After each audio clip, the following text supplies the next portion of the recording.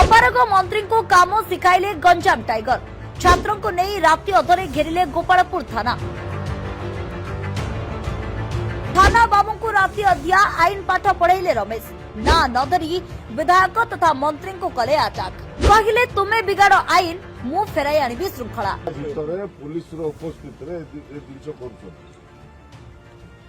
सब शुभकर नुहे तुरंत अरेस्ट करंतु जो होना कहीं आम आपण मान प्रोटेक्शन दबु आईन को मानुचु आईन अनुजाई काम करुचु संविधान अनुजाई आम सिस्टम रही। ब्रह्मपुर विश्वविद्यालय रे लागी रहितबा छात्र संघर्ष रे नुआ आशार कौल किरण साजिले सानखीमुंडी विधायक तथा गंजाम टाइगर भावे बेस परिचित रमेश जेना।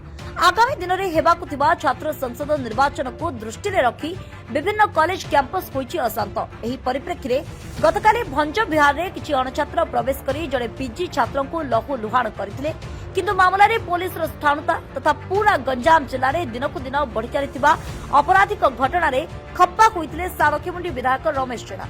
घटनास्थल में पहुंची आहत छात्र छात्री सहित आलोचना करी सेमानक समस्या बुझीथिले। एहापरि छात्र छात्री समर्थन करी न्याय दाबी रे सीधा बाहरिथिले गोपालपुर थाना।